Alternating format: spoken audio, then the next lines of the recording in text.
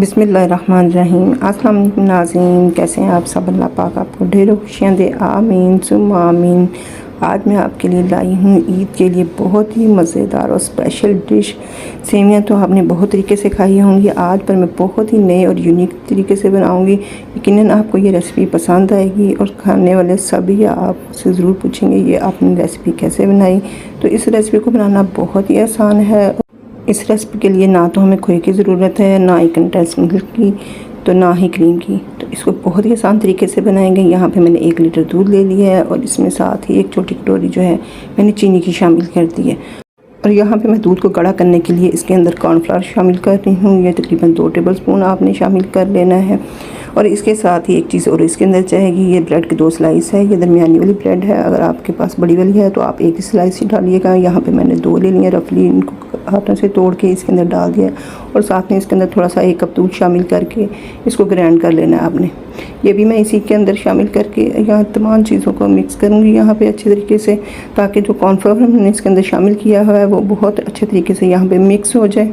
आपने यहाँ पे एक चीज़ का ख्याल रखना है कि दूध जो है फुल फैट मिल्क होना चाहिए। मेरा पास जो दूध था वो पहले से उबला हुआ था और खूब मलाई वाला दूध था, वो मैं इस्तेमाल कर रही हूँ ताकि मुझे क्रीम वगैरह किसी चीज़ की भी इस्तेमाल करने की ज़रूरत ना पड़े। और इसके लिए यहाँ पे अब हम सेवियाँ तैयार कर लेंगे। जी हाँ, छोटी ईद है और मीठी ईद है, तो इसके लिए सेवियाँ ही हम बनाएंगे। सेवियों से ये डिश तैयार होगी।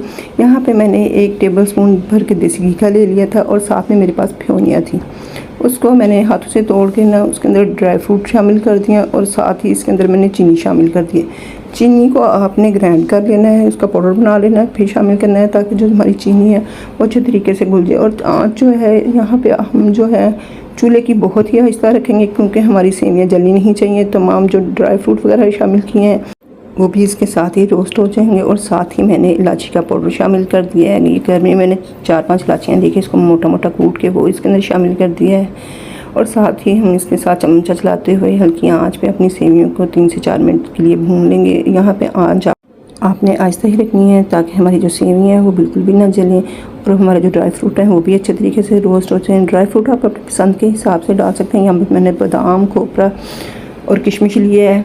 इसके अलावा आप जो भी आपको ड्राई फ्रूट पसंद हो वो आप उसके अंदर डाल सकते हैं। सेवियाँ मैंने अलग से रख दी हैं और दूध को चूल्हे पे रख दिया है। और आपने चूल्हे पे रखते हुए एक दफ़ा से पहले इसको मिक्स करके फिर चूल्हे के ऊपर रखना है, ताकि जो कॉर्नफ्लावर और ब्रेड शामिल किया है वो नीचे ना बैठ जाए। और अच्छे तरीके से मिक्स करने के बाद चूल्हे को ऑन कर लिया है और साथ साथ हम यहाँ पे चम्मच चलाते रहेंगे। और साथ ही यहाँ पे मैं इसके अंदर चंद कतरे जो हैं वनीला एसेंस के शामिल कर दिए हैं। इससे बहुत अच्छी खुशबू आएगी हमारी सेवियों में। नाज़रीन, अगर आप मेरे चैनल पे नए हैं तो लाजमी मेरे चैनल को सब्सक्राइब कर लें और बेल आइकन के बटन को दबा लें, ताकि आप मेरी नई आने वाली वीडियो से आगाह रह सकें। वीडियो को लाजमी फ्रेंड के साथ, रिश्तेदारों के साथ शेयर किया करें और कमेंट बॉक्स में बताया करें कि आपको ये मज़े की रेसिपीज़ कैसी लगती हैं। ये बहुत ही आसान तरीके से मैं बनाती हूँ ताकि आपको बहुत ज़्यादा चीज़ें बाजार से ना लानी पड़े और घर की चीज़ों से ये बना के आप तैयार कर लें। ये देखिए माशाल्लाह से चम्मच चलाते हुए ये जो है गाढ़ा होना शुरू हो गया है। इसको यहाँ पर हम बहुत ज़्यादा गाढ़ा नहीं करेंगे। ये देखें यहाँ पर इसकी कंसिस्टेंसी में आप देख भी रहे हैं, एक ऐसा पक के तैयार हो रहा है। खैर से रमज़ान मुबारक का आखिरी अशरा चल रहा है और साथ में हम सोच भी रहे हैं कि इस ईद पे कौन सा मीठा बनाएं। तो ये यकीनन आपको ये रेसिपी पसंद आएगी, तो रेसिपी को लाजमी ट्राई कीजिएगा। ये देखेंगे इतना ही गाढ़ा चाहिए हमें। यहाँ पे मैंने चूल्हे को बंद कर दिया है और अब इसको हम सेट कर लेते हैं। यहाँ पे एक मैंने प्लेट ली है, आप चाहे तो कोई बॉल वगैरह में भी इसको सेट कर सकते हैं। यहाँ पर मैं सेवियाँ ले लूँगी और इसको अच्छे से इसके ऊपर तय लगा लेंगे यहाँ पर सेवियों की, और दबा लेना है। आपने दबा के तय लगानी है ताकि हमारी जो सेवियाँ हैं बिखरनी नहीं चाहिए। ये देखें बड़े अच्छे तरीके से मैंने सेट कर लिए हैं। आप चाहें तो इसको बोल में भी सेट कर सकते हैं। बोल में भी आपने इसी तरह से तरीके से तय लगानी है इसकी सेवियों की। और साथ ही जो हमने तैयार करके रखा था दूसरे मिक्सचर, तो वो इसके ऊपर अच्छे तरीके से फैला देंगे। यहाँ पे ये देखें, यहाँ पे मैंने तमाम अच्छे तरीके से फैला दिया है। यहाँ पे आपने इसको थोड़ा सा ठंडा कर लेना है, उसके बाद इसके ऊपर फैलाना है। ये देखें साथ ही अब मैं इसके ऊपर जो पक्की की बची हुई सेवियाँ हैं वो इसके ऊपर फैला देंगे अच्छे तरीके से तमाम।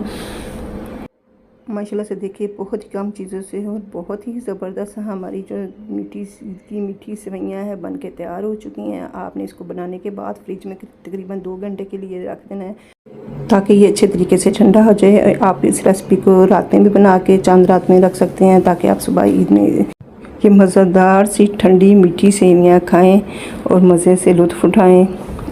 देखा आपने, बहुत ही कम चीज़ों से बहुत ही मज़ेदार हमारी रेसिपी बन के तैयार चुकी है। दुआ में याद रखिएगा। इंशाल्लाह फिर मिलूँगी नई वीडियो के साथ। अल्लाह हाफिज़।